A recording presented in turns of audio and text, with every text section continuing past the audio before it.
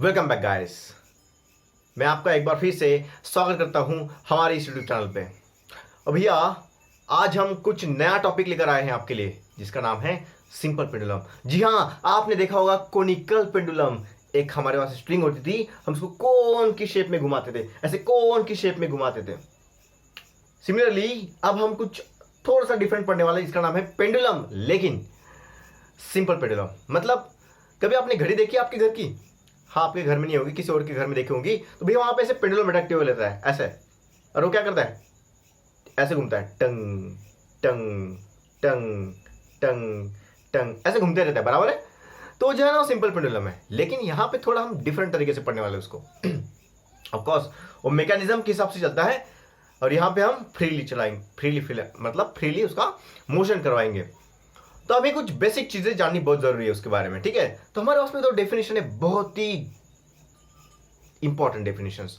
पहला डेफिनेशन आप बोलोगे सर ये क्या होता है, ऐसा कभी हो ही नहीं सकता। और दूसरा डेफिनेशन, यस ये प्रैक्टिकली पॉसिबल है, आप ऐसा कहोगे। तो पहला डेफिनेशन आपके लिए देखो भाई, हमने यहाँ पे ऊपर में लिखा है भाई, पहला डेफिनेशन क्या है, हम पढ़ रहे हैं सिंपल पेंडुलम।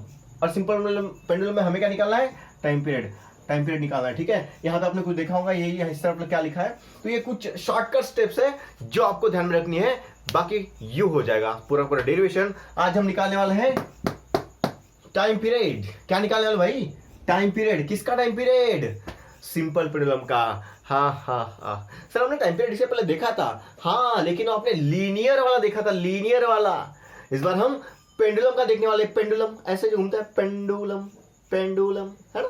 तो उसका अभी होने वाला क्या है सर, तो देखो आज हम पहले उसका बेसिक डेफिनेशन जानते हैं पेंडुलम का, ठीक है। तो सबसे पहले हमारे पास एक डेफिनेशन है सिंपल पेंडुलम का। पहला डेफिनेशन उसको बोलते हैं आइडियल सिंपल पेंडुलम। कौन सा केस है, आइडियल सिंपल पेंडुलम। ये क्या होता है सर, देखो भाई डेफिनेशन, पेंडुलम तो सर ऐसा दिखता है हमें, यही पेंडुलम होता है। हमने जो आज तक देखा है, इसको फिक्स किया जाता है ऊपर में, और इसको ये जो रस्सी है और ये जो मास है, कोई पत्थर बांधा होगा बढ़िया सा स्पीयर जैसा गोल गोल, और उसको हमने घुमाया, पेंडुलम खचा खच बन गया पेंडुलम। तो भैया सिंपल पेंडुलम क्या चीज है, तो भैया देखो सिंपल पेंडुलम क्या है, ये जो हेवी पार्टिकल सस्पेंडेड है ना, इसे हम कहेंगे ये बहुत हेवी है, बहुत ही ज्यादा हेवी है, बहुत ज्यादा हेवी बाय ए मासलेस। ये जो स्ट्रिंग है ना, ये कैसे होनी चाहिए, मासलेस। और भैया ऐसी कोई चीज नहीं है जिसका मास नहीं होता। हमने देखा है इस यूनिवर्स में जो भी चीज एग्जिस्ट करती है उसका मास होता है। ऐसे कहां से मिलेंगी मतलब प्रैक्टिकली कहां से मिलेंगे ऐसी स्ट्रिंग जिसका मास ही ना हो। फिर लिखा है इनएक्सटेंसिबल, मतलब वो लंबी नहीं होनी चाहिए। पहली बात उसको मास नहीं भाई, सलाम करते इस स्ट्रिंग को। दूसरी बात उसने बोला इनएक्सटेंसिबल चाहिए। ऐसा कैसे पॉसिबल है, आप कहोगे सर ये क्या पॉसिबल हो सकता है, इनएक्सटेंसिबल हो सकती है? आप बोलोगे बिल्कुल नहीं। अगर मैं इस पेन को भी कोई बांध दूं ना, बहुत हेवी वेट, तो शायद ये भी अपना आपा खो देगा और खुद को छोड़ देगा लंबा होने के लिए, ठीक है। तो भैया इनएक्सटेंसिबल पॉसिबल नहीं। फिर फ्लेक्सिबल, हाँ फ्लेक्सिबल माना कि हो सकती है। फ्लेक्सिबल यानी कि जैसे हमारे ब्रश होता है कोलगेट, टंग टंग ऐसा घुमाते थे, ऐसे फ्लेक्सिबल होता है। फ्लेक्सिबल कोने की सफाई करने के लिए फ्लेक्सिबल, ठीक है। तो भाई फ्लेक्सिबल हो सकता है, चलो। तो ऐसे हमें स्ट्रिंग को एक बढ़िया सा हेवी सा मास, ऐसी मासलेस इनएक्सटेंसिबल और फ्लेक्सिबल स्ट्रिंग को इतना हेवी मास बांधना है, आप बोलोगे सब बिल्कुल पॉसिबल ही नहीं है। क्यों? क्योंकि मासलेस कोई स्ट्रिंग होती ही नहीं है। तो फिर हम प्रैक्टिकली क्या सोचते हैं, तो हम प्रैक्टिकली ये सोचते हैं, देखो प्रैक्टिकली क्या सोचना है हमें, ये है आपके प्रैक्टिकल पेंडुलम की डेफिनेशन, ये प्रैक्टिकल सिंपल पेंडुलम की डेफिनेशन। इसमें क्या लिखा है देखो, practical simple pendulum is a small heavy sphere. यहां पे जो है ना एक स्मॉल हेवी स्पीयर लगाया जाता है जो बहुत डेंस होता है, बहुत डेंस। यहां पे बहुत सारा मास भरा हुआ है, बहुत डेंस, ठीक है ना। बहुत डेंस एक हेवी पार्टिकल है, उसको हमने स्पेरिकल शेप का लगाया, और उसको हम कभी कभी बॉब बोल सकते। क्या बोलते हैं, बॉब। सर कोई किसी बच्चे का नाम लग रहा है, बिल्कुल ये हमारा बच्चा ही तो है, छोटा सा नन्हा सा प्यारा सा बच्चा ही तो है, बॉब बोलेंगे उसको, ठीक है। अब भैया इसको हमने सस्पेंड किया। सस्पेंड मतलब और ड्यूटी वाला सस्पेंड नहीं भाई, सस्पेंड मतलब बांध देना, लटकना ऐसे कचाकच घूमने के लिए। कैसे, कचाकच यहां पे हमने इसको बांध दिया। लाइट, आप जान में जाना ही सर, लाइट आ गई। अरे भाई ये लाइट वो लाइट नहीं है जो आपके घर में बटन दबाने से शुरू हो जाता है, ये लाइट होती है। लाइट क्या होती है? तो आप बोलोगे सर ये लाइट इस स्ट्रिंग के लिए यूज किया हमने, मतलब अभी हम मासलेस को रिप्लेस करने वाले हैं लाइट स्ट्रिंग से। लाइट की कभी स्ट्रिंग होती है? अरे नहीं भाई, लाइट का मतलब हल्का होता है, जो आप सुबह में हर दिन होते हो, हल्का हो जाना। स्ट्रिंग को हमने ऐसा कुछ बनाना है जो कि बहुत हल्का हो। कैसा हो? हल्का हो, और इनएक्सटेंसिबल भी हो, मतलब बांधने के बाद वो नीचे ना जा पाए। पहली बात, मासलेस की कंडीशन हमने अभी ठुकरा दी। हमें मासलेस नहीं चाहिए प्रैक्टिकल के लिए, हमें चाहिए लाइट वेट, बहुत हल्की, ठीक है, और इनएक्सटेंसिबल भी चाहिए। ऐसी स्ट्रिंग को हम क्या बोलने वाले हैं? ऐसी स्ट्रिंग को हम क्या करने वाले हैं? इस स्ट्रिंग को हम बड़ा सा, हेवी सा, डेंस सा एक बॉब को बांधने वाले हैं, और उसको हम यहां पे लटका देंगे, रिजिड कर देंगे। हम उसको बांध देंगे एक रिजिड सपोर्ट के साथ में, और इसको फिर घूमने के लिए छोड़ देंगे। ये था कुछ सिंपल पेंडुलम और प्रैक्टिकल पेंडुलम की, मतलब एक आइडियल केस थी। आइडियल केस में हमें क्या क्या चाहिए? पेंडुलम कैसा चाहिए? उसकी स्ट्रिंग मासलेस चाहिए, इनएक्सटेंसिबल चाहिए और फ्लेक्सिबल चाहिए। लेकिन यहाँ पे प्रैक्टिकल में ऐसा पॉसिबल नहीं था, इसलिए हमने वो भूल जाएंगे हम कि ऐसा कुछ होता है। और हमने देखा कि भाई अभी हमें लाइट वेट स्ट्रिंग चाहिए, और वो इनएक्सटेंसिबल हो ऐसी स्ट्रिंग चाहिए। ठीक है सर, अभी यहां तक तो हमें सब कुछ समझ में आ गया। अभी हम क्या करने वाले हैं? अभी सबसे इंपॉर्टेंट चीज, आपको एक डायग्राम सीखनी है मेरे से, ठीक है? और डायग्राम सीखने के लिए आपको ध्यान देना पड़ेगा, यहां पर इधर उधर देखना बिल्कुल भी नहीं है। तो हम सबसे पहले इस स्लैब को दिखा देते हैं। ये पूरा स्लैब है, देखो आपके घर में जो छत होता है ना, वो स्लैब होती है। हमने वहां पे एक रस्सी को बांधने वाले हैं। यह है आपका लाइट वेट इनएक्सटेंसिबल स्ट्रिंग, ठीक है? और इसको हम बांधने वाले एक डेंस सा स्पीयर, एक डेंस सा बॉब जिसका मास m हो। अरे कितना हो भाई? मास m हो। अभी हम क्या करने वाले हैं? इसको ऐसे पकड़ने वाले हैं, ऐसे यहां पे लेकर आने वाले हैं, यहां पर चाक। तो जैसे हम यहां पर लेकर आएंगे तो देखो ये कैसा दिखने वाला है आपको, ऐसे, और यहां पे आएगा आपका बॉब, ठीक है? अब सोचो कि ये वाला हमने यहां पे लेकर आए, चाक। अब हम इसको छोड़ देंगे, खचाक, छोड़ दिया, ऐसे गया, ऐसे आया, ऐसे आया, ऐसे गया, ऐसे आया, ऐसे गया, है कैसे? ऐसे आया, ऐसे गया, ऐसे आया, ऐसे आया, हाँ ठीक है? तो ये आएगा भाई। इसको जब हम इधर खींचेंगे तो ये पोजीशन हमें कुछ इस प्रकार से दिखेगा, और इसको जब छोड़ देंगे तो ये ऐसा मोशन करेगा, खचाक। थोड़ी देर बाद यहां से ये इतना ही दूर डिस्प्लेस होगा इस तरफ भी, और यहां पे बन जाएगा आपका एक और बॉब का पोजीशन। और यहां से हम इसको जोड़ देंगे बराबर यहां से। सर देखो आप सेंटर में क्यों बांध रहे हो उसको? बेटा मैं बांध तो रहा हूं ऊपर की हुक में, ठीक है, रस्सी से, लेकिन दिखाना पड़ेगा आपको सेंटर से। कहां से? सेंटर से। यही तो है रियल कलाकारी इस टॉपिक की। आपका जो लेंथ है वो कहां से कहां तक लेना है? स्ट्रिंग का लेंथ। सर आप बोलोगे सर स्ट्रिंग जितने लेंगे उतना ही तो बॉब स्ट्रिंग का लेंथ लेंगे L।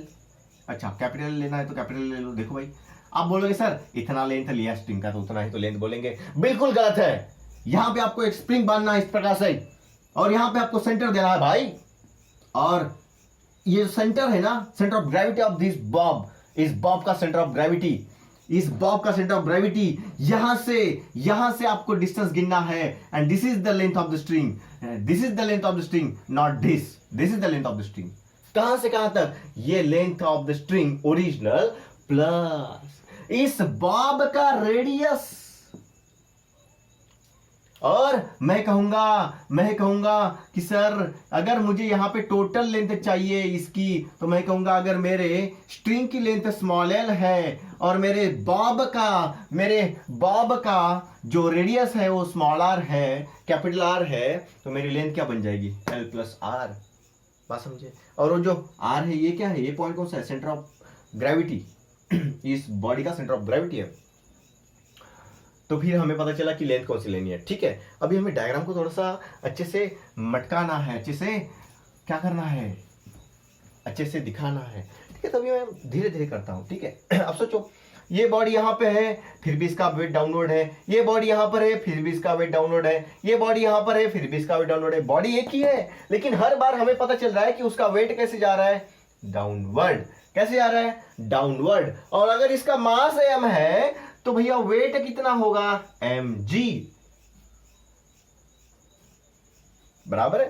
मान लेते हैं कि ये बहुत छोटा छोटा डिस्प्लेसमेंट कर रहा है। कितना कर रहा है, छोटा छोटा डिस्प्लेसमेंट कर रहा है। छोटे डिस्प्लेसमेंट को हम बोलेंगे थीटा डिस्प्लेसमेंट। थीटा डिस्प्लेसमेंट, और थीटा को क्या बोलेंगे, एंगुलर डिस्प्लेसमेंट। अब बोलेंगे सर हमने इसके पहले तो लीनियर वाली ही बात सीखी थी, ये क्या नया ड्रामा लेकर आए हो आप। तो भैया ये फिजिक्स पूरा ड्रामा कंपनी है, यहाँ पे हर एक बार चीज बदल जाती है। अभी हम देख रहे हैं थीटा यानी कि एंगुलर डिस्प्लेसमेंट। पिछली बार हमने देखा था लीनियर डिस्प्लेसमेंट, ऐसे गया ऐसे वापस, ऐसे गया ऐसे वापस।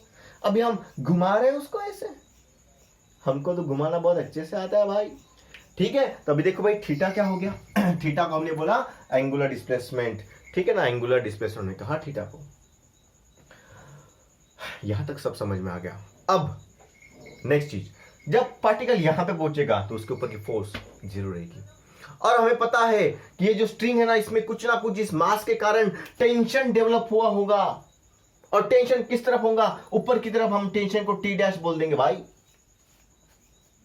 आप क्यों टी डैश बोलोगे, मजाक चल रहा है यहाँ पे। बिल्कुल टी डैश क्यों बोलना है, क्योंकि टाइम पीरियड को टी बोलने वाले हैं ना, तो इसको टी डैश बोलना पड़ेगा।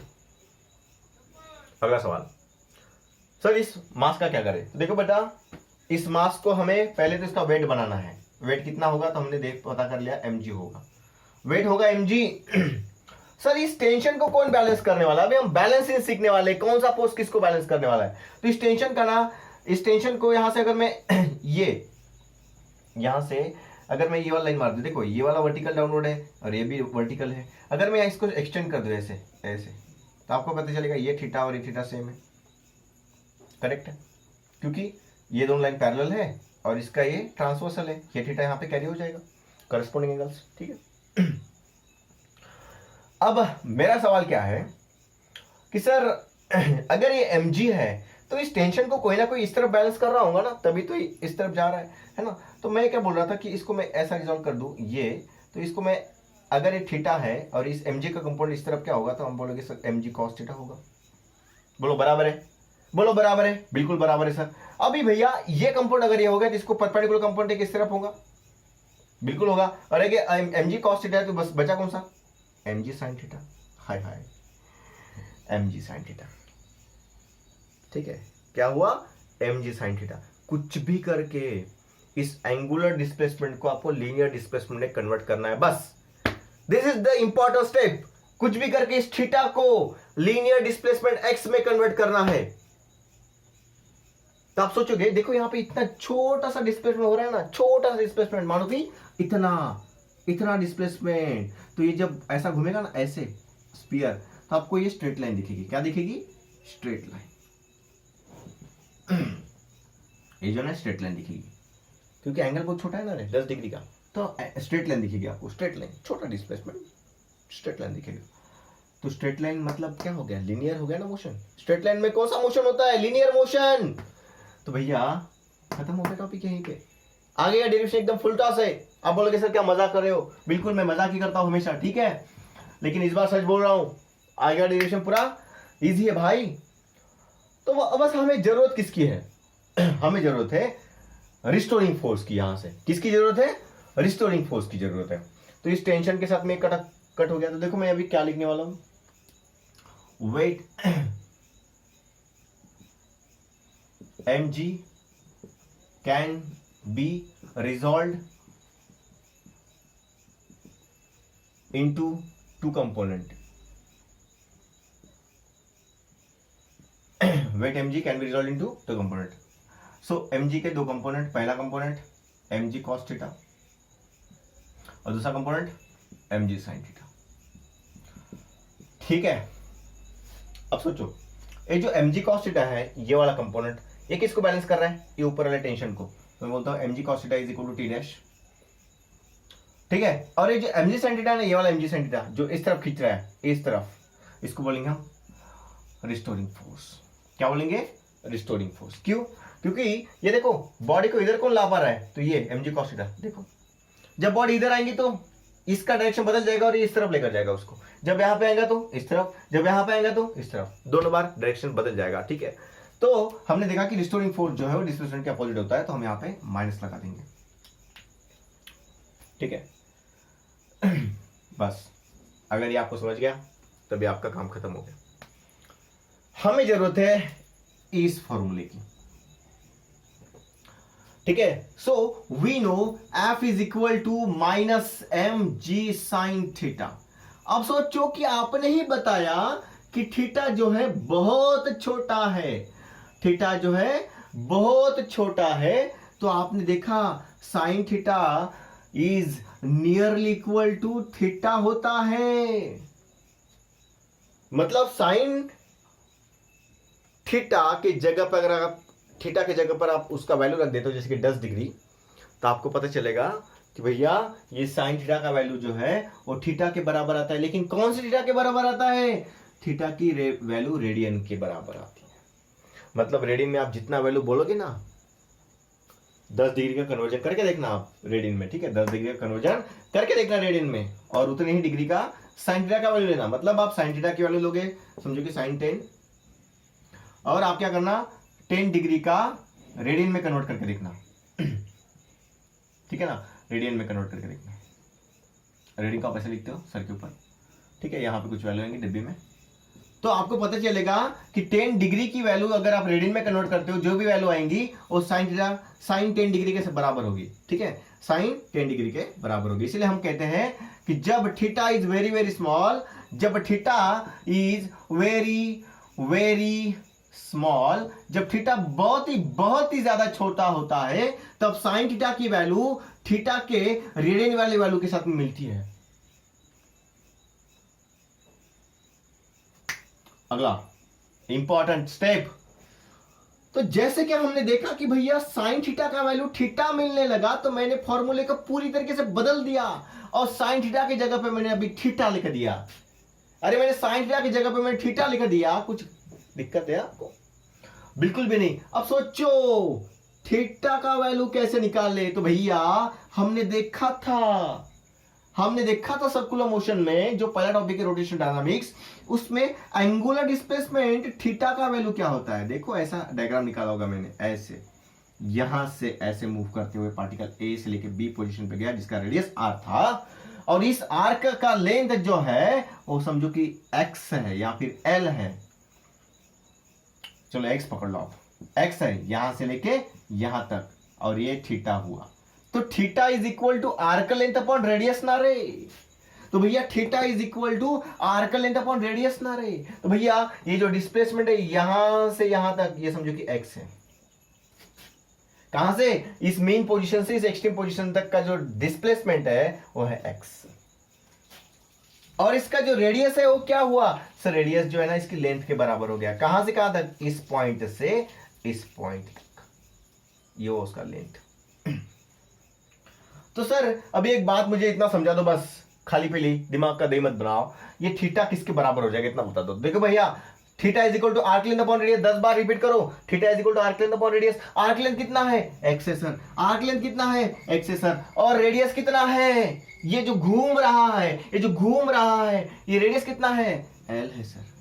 तो हमें थीटा का वैल्यू मिल गया x by l, where x is the displacement और l is the length of the string, ठीक है। तो भैया यहां पे F इज इक्वल टू क्या बन जाएगा? F is equal to minus M G, theta के जगह पे थीटा का वैल्यू है एक्स अपॉन एल।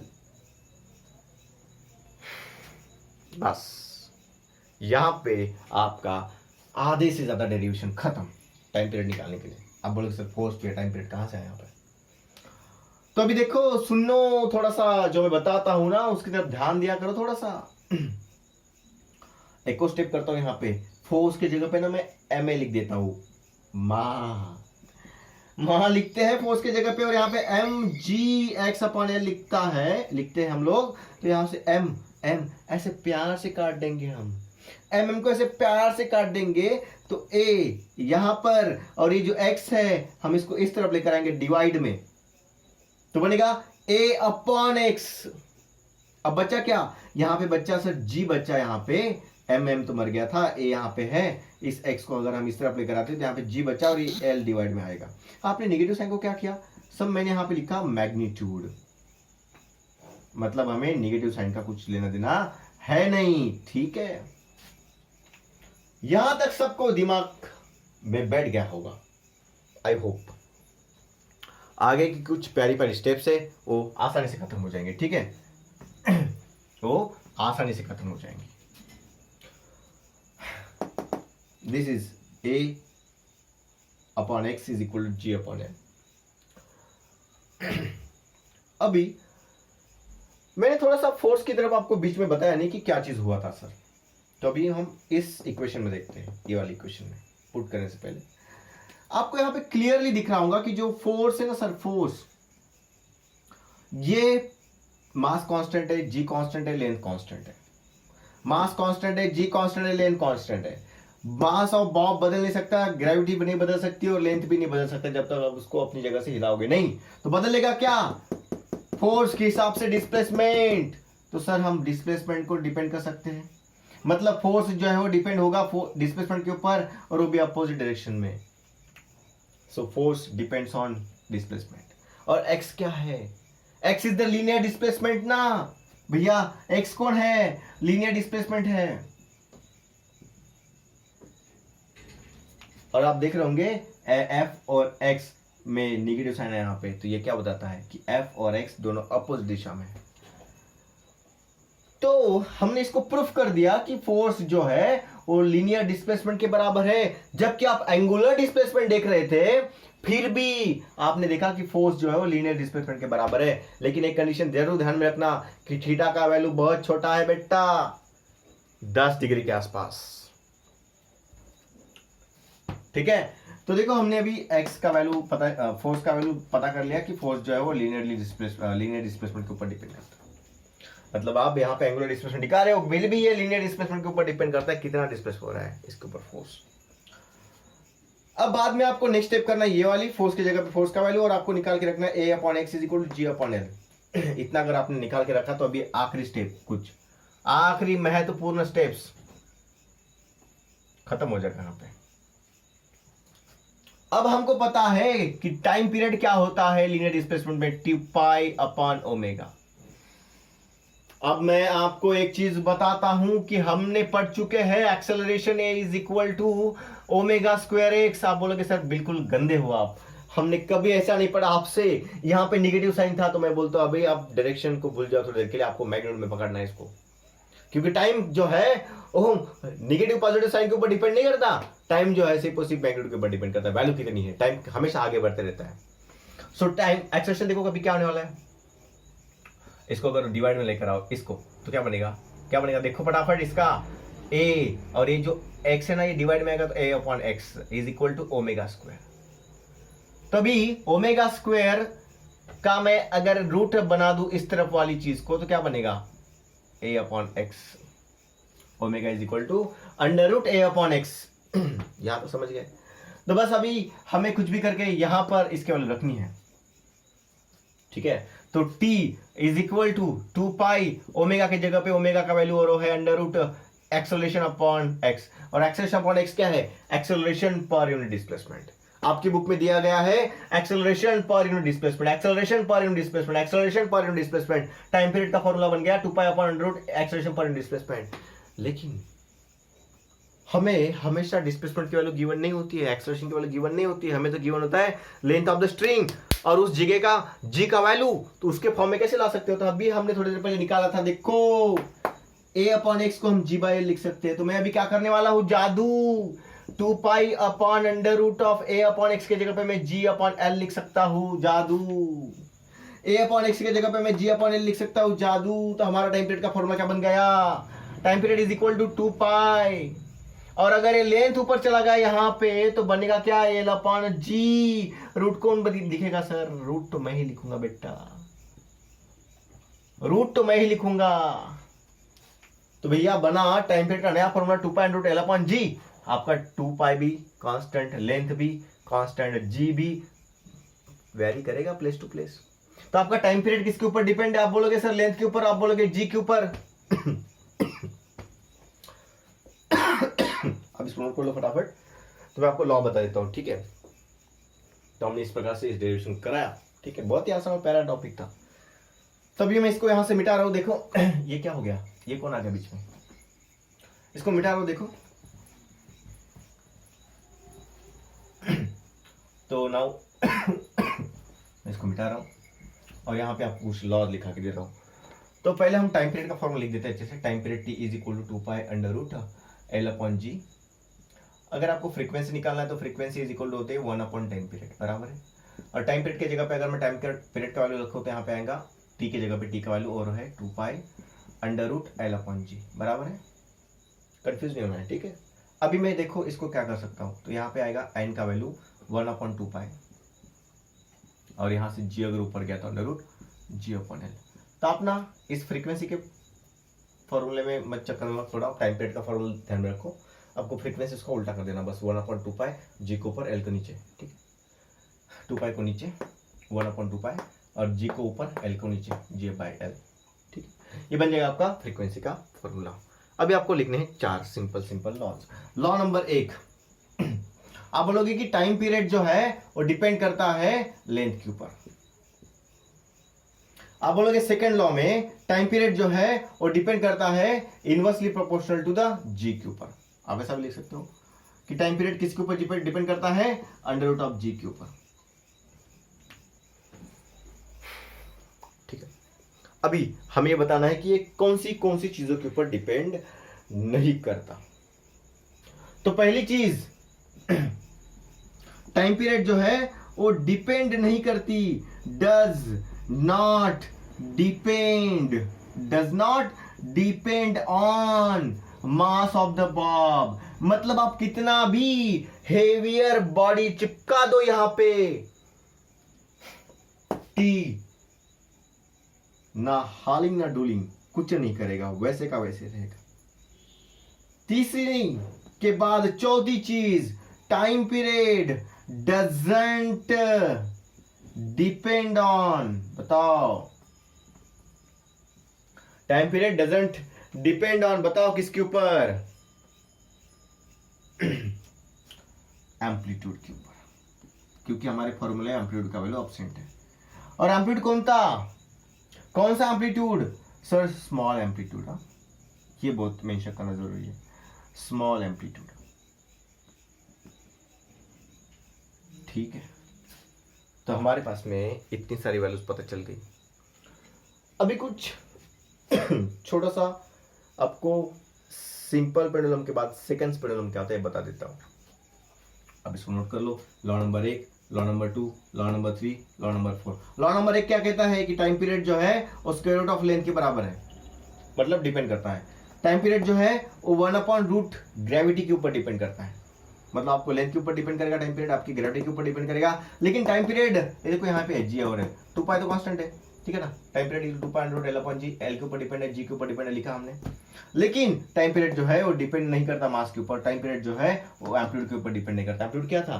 तो this is the maximum displacement from the mean position, यहां से यहां तक, इसके ऊपर डिपेंड नहीं करता। ये कुछ स्टेप्स थी शॉर्टकट में, आप इसको लिख सकते हो या फिर डेरिवेशन हम फॉलो करेंगे, ठीक है। तो अभी हमें टाइम पीरियड का फॉर्मूला मिल गया, लेंथ, लॉ ऑफ लेंथ भी देख लिया हमने। अभी हमारे पास में कुछ इंपॉर्टेंट जो है, ये एक चीज जो सबके आखिरी में बचती है वो है सेकंड्स पेंडुलम। क्या हेडिंग? सेकंड्स पेंडुलम, ठीक है। तो टाइम पीरियड का फॉर्मूला मिल गया हमें, time period is equal to t is equal to 2 pi root l upon g. So हमें क्या निकालना है यहाँ से? सेकंड्स पेंडुलम, सेकंड्स पेंडुलम, ठीक है, सेकंड्स पेंडुलम, ठीक है। क्या है? सेकंड्स पेंडुलम, ठीक है। तो अभी आपको यहां पे बताना है कि सेकंड पेंडुलम में टाइम पीरियड की वैल्यू जो है वो 2 सेकंड होती है। कितनी सेकंड? 2 सेकंड। टाइम पीरियड का वैल्यू, मतलब उसका एक ऑसिलेशन कितने में कंप्लीट होता है टोटल? अगर यहां से आपने छोड़ा, दिस इज द पार्टिकल, यहां से ऐसे वर्टिकल था, हमने इस तरफ डिस्प्लेस किया, अभी छोड़ने वाले हैं, यहाँ से वापस आएगा अपनी जगह पे, तो कितना समय लगेगा? 2 सेकंड। कितना समय लगेगा? 2 सेकंड। तो भैया time period equal to 2 second रखो यहाँ पे। तो आपको लेंथ निकालने को, कैसे लेंथ निकालेंगे उसकी, ये पता करने वाले हमें, ठीक है। लेंथ कैसे निकालेंगे? Length is equal to L. तो भैया देखो टाइम पीरियड की जगह पे रखो 2 is equal to 2 pi under root l upon g. आपका निकालना है एल, तो स्क्वायरिंग करो, स्क्वायरिंग करो, स्क्वायरिंग तो 2 का स्क्वायर बन जाएगा, 2 का स्क्वायर बन जाएगा ऐसे, फिर यहाँ पर भी 2 का स्क्वायर बन जाएगा, यहाँ पर पाई का स्क्वायर बन जाएगा, और यहाँ पे एल अपॉन जी का भी स्क्वायर बन जाएगा, ठीक है। और 2 का स्क्वायर और 2 का स्क्वायर कैंसिल, तो बचा क्या? यहाँ पे 1 इज इक्वल टू पाई, ठीक है। सो इस पाई स्क्वायर को मैं नीचे लेकर आता हूँ, इस तरफ बन जाएगा पाई स्क्वायर, और यहाँ पे क्या बचेगा फिर? स्क्वायर एंड स्क्वायर कैंसिल, तो एन अपॉन जी। आपको निकालना है एल, तो मैं यहाँ पे एल इज इक्वल टू क्या बनेगा? देखो क्या बनेगा? एल इज इक्वल टू क्या बनेगा? देखो यहाँ पे एल इज इक्वल टू क्या बनेगा, ठीक है। एल इज इक्वल टू क्या बनेगा? तो एल को वहीं पे रखो, जी को इधर लेकर आओ, तो क्या बनेगा? G upon pi square. तो जी का वैल्यू आप रखो यहाँ पे, एल इज इक्वल टू, पता चलेगा आपको, जी का वैल्यू रखो, उस पोजीशन का जी का वैल्यू रखो, और इस पाई का वैल्यू रखो, तो आपको मिल जाएगा टाइम, उसका लेंथ ऑफ सेकंड पढ़ लो। लेंथ ऑफ सेकंड पढ़ लो। आपके पास में लेंथ अगर निकालनी है, l is equal to ji upon pi square, g upon pi square. So this is the formula for length, ठीक है। क्या बनेगा? G upon pi square. Using this relation हम लोग आसानी से लेंथ की वैल्यू निकाल सकते हैं। तो एक छोटा सा न्यूमेरिकल करते हैं इसके बाद वाला, और फिर आपको छुट्टी करते हैं, ठीक है। अभी हम इस न्यूमेरिकल में देखने वाले हैं कि हमें किस तरीके से यूज करना है टाइम पीरियड के फॉर्मूले का फॉर सिंपल पेंडुलम, ठीक है। तो हमारे पास में एक टाइम पीरियड दिया है, the period of oscillation of a simple pendulum is increase by 10%। मतलब अगर पहले का टाइम पीरियड अगर टी है, ठीक है, पहले का टाइम पीरियड अगर टी है, इनिशियल टाइम पीरियड अगर टी है, इनिशियल टाइम पीरियड कितना है? इनिशियल टाइम पीरियड कितना है? इनिशियल टाइम पीरियड कितना है? इज इक्वल टू टी है। तो नया टाइम पीरियड कितना होगा? सो हम बोलेंगे नया टाइम पीरियड जो है new time period, new time period वो होगा टी डैश, ठीक है। अब इस वक्त क्या हुआ? जो उसकी लेंथ है ना वो 10% से बढ़ाई गई। So length increased by 10%, length increased by 10%, length increased by 10% से लेंथ को बढ़ाएगा। नहीं, जो नया टाइम पीरियड था वो पुराने टाइम पीरियड से कितना है? माफ करना, 10% ज्यादा है। मतलब अगर पुराना टाइम पीरियड अगर 100 है, मान लेते हैं पुराना टाइम पीरियड अगर आपने 100 कर दिया, तो नया टाइम पीरियड कितना हो गया? उसमें 10% हमें ऐड करना पड़ेगा, ठीक है। अब इस वक्त क्या हुआ था? लेंथ हमने इंक्रीज किया था बाय 21 सेंटीमीटर, ठीक है। तो लेंथ इंक्रीज किया था 10 सेंटीमीटर। ये लिखने की जरूरत नहीं है, बस आपको हिंट देने के लिए लिखा मैंने। अभी एक बात सोचिए कि हमारा टाइम पीरियड का फॉर्मूला क्या है? Time period is equal to 2 pi under root l upon g. आपको पता चला होगा कि हमारा जी के साथ में कोई लेना देना नहीं है फिलहाल इस न्यूमेरिकल में, हमारा लेना देना है एल के साथ, क्योंकि 2 पाई भी कांस्टेंट है। मैं ऐसा लिख सकता हूं यहाँ पे T proportional to under root of length, ठीक है। तो अगर मैं T1 और T2 की बात करूं, तो मेरे पास में T1 मतलब पुराने वाला और T डैश मतलब नए वाला, तो डायरेक्ट प्रोपोर्शनल है, तो यहाँ पे आएगा L अपॉन L डैश, ठीक है। इसको अगर मैं आगे लिखूं तो अगर टाइम पीरियड ओरिजिनल वाला 100 है, तो नया टाइम पीरियड कितना होगा? 100 प्लस 10% मतलब 110। और लेंथ का क्या होगा? तो लेंथ जो है ओरिजिनल लेंथ को अगर आपने L1 बोला, ठीक है ना, अगर आपने L बोला ओरिजिनल लेंथ को, तो नया लेंथ क्या होगा? पुरानी वाली लेंथ में 21 सेंटीमीटर ऐड करना पड़ेगा। कितना सेंटीमीटर ऐड करना पड़ेगा? 21 सेंटीमीटर। तो मैं यहाँ पे लेंथ का जो है कन्वर्जन कर देता हूँ, तो ये बन जाएगा 0.21 सेंटीमीटर, क्योंकि सेंटीमीटर में मत रखो, क्योंकि आपको लेंथ निकालने तो मीटर में आएगा। तो आपने यहाँ पे 0.21 जो है लिखा, 0.21 जो पुरानी लेंथ थी। नया टाइम पीरियड क्यों बढ़ा? क्योंकि हमने लेंथ का इंक्रीमेंट किया। लेंथ का इंक्रीमेंट कितने से किया? 21 सेंटीमीटर से। तो मीटर में कितना होगा? 0.21। तो पुरानी लेंथ में हम उतना ऐड कर देंगे। अब हम स्क्वायरिंग कर देंगे, दोनों तरफ स्क्वायरिंग करेंगे। क्या करेंगे? स्क्वायरिंग करेंगे। तो पहले हम स्क्वायरिंग के पहले इसका कुछ काम हो सकता है, देख लेते हैं। ये बन जाएगा 100 और ये बन जाएगा 110 और ये बन जाएगा under root L upon L plus 0.21। यहाँ से एक एक जीरो कैंसिल कर देंगे तो बचा क्या 10/11 10/11 और यहाँ पे बचेगा L/L प्लस 0.21।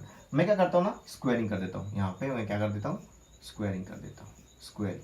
तो क्या होगा इधर का भी स्क्वायर बनेगा और इधर का स्क्वायर और स्क्वायर रूट भी हट जाएगा इस तरीके से, स्क्वायर और स्क्वायर रूट कैंसिल। तो क्या बचेगा 10 का स्क्वायर कितना होता है 100, 11 का स्क्वायर कितना होता है 121, करेक्ट है। 10 का स्क्वायर 100, 11 का स्क्वायर कितना होता है 121 इज इक्वल टू यहाँ का स्क्वायर और स्क्वायर रूट कैंसिल, यहाँ पे क्या बचा L/L प्लस 0.21। ठीक, इतना काम बचा, इतना काम बचा। अभी क्या कर सकते हो देखो आप इस चीज को आप इधर लेकर आओ इस तरफ और इसको इधर लेकर जाओ। तो जब आप इस चीज को इधर लेकर आओगे देखो अभी क्या होने वाला है, क्रॉस मल्टीप्लाई करना सिंपल, इसको इधर लेकर आओ और इसको इधर लेकर जाओ। तो 100 into this 100 into this L plus 0.21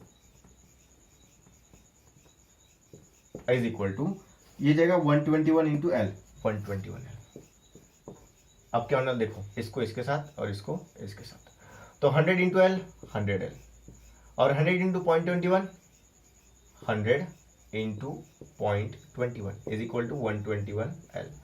तो देखो अभी क्या होने वाला है इसको आप इधर लेकर जाओ, क्यों, क्योंकि ये जो L वाली टर्म है एक साइड कर देंगे तो 121L माइनस 100L और यहाँ पे क्या बचेगा 100 इंटू 0.21 ये बन जाएगा 21। समझिए ना, क्लियर है। तो अभी देखो क्या आने वाला है 121L माइनस 100L ये बन जाएगा 21L, क्योंकि 121 में से 100 निकालेंगे तो 21 और यहाँ पे आएगा 21। सो लेंथ का वैल्यू कितना होगा 21/21, इसको ये जो मल्टीप्लाई में डिवाइड में आएगा तो 21 cancel, so length is equal to 1 और वो भी मीटर में, क्यों, क्योंकि हमने पिछली बार यहाँ पे कन्वर्जन कर लिया था तभी मीटर में यूनिट है। सो इस प्रकार से आपको लेंथ निकालना था। अब आई होप आप समझ गए होंगे। अगर आप समझ गए होंगे तो अगला जो सवाल है इसमें वो निकालना है। देखो हमने इनिशियल लेंथ तो निकाल दिया, दिस इज इनिशियल लेंथ, क्योंकि L डैश जो है वो न्यू लेंथ थी। L डैश कहाँ पे है L डैश ये फॉर्मूले में ये नया लेंथ था, पुराना लेंथ क्या है L जो हमने निकाला 1 मीटर। अभी आपको निकालना है इनिशियल पीरियड की वैल्यू कितनी होगी, मतलब कितने सेकंड का इनिशियल पीरियड होगा। तो आपको देखो इसको मिटा रहा हूँ मैं, नोट कर लीजिए फटाफट, स्क्रीनशॉट निकालते जाइए फटाफट, ठीक है। आपको इनिशियल टाइम पीरियड निकालना है, तो इनिशियल टाइम पीरियड के लिए आपको टी का जरूरत पड़ेगा। टी पता चल गया 2 इंटू पाई का वैल्यू कुछ ना कुछ होगा, 2 इंटू पाई 6.28 और L के जगह पे L का वैल्यू L कितना है 1 मीटर और G के जगह पे G का वैल्यू गिवन नहीं है, लेकिन आपको 9.8 कंसिडर करना है। देखते हैं गिवन है कि नहीं है, बिल्कुल भी गिवन नहीं है। जब आप इसका कैलकुलेशन करोगे तो इसका आंसर आएगा 2.00 क्या आएगा 2.006 सेकेंड। इसका वैल्यू कितना आएगा 2.006 सेकेंड। आप क्या करना है 2 इंटू पाई का वैल्यू निकालना है, 1 का वैल्यू निकालना है और 9.8 का रूट निकालना है, तो आपको मिल जाएगा यहाँ पे इजीली वैल्यू इतना 2.006 सेकेंड। तो इस प्रकार से इसको करना था, बहुत ही आसान था, कोई भी दिक्कत वाली चीज नहीं थी। आई होप आप समझ गए होंगे। अगला टॉपिक है, यहाँ पे मुझे लगता है कि इतना टॉपिक जो हमने पढ़ा इसी में से न्यूमेरिकल और थ्योरी आएगा। आपने आगे का टॉपिक पढ़ा भी नहीं तो भी कोई दिक्कत आने वाली नहीं है। फिर भी हम लोग जो अभी के आगे का एक टॉपिक बचा वो हम अगले सेशन में कर लेंगे।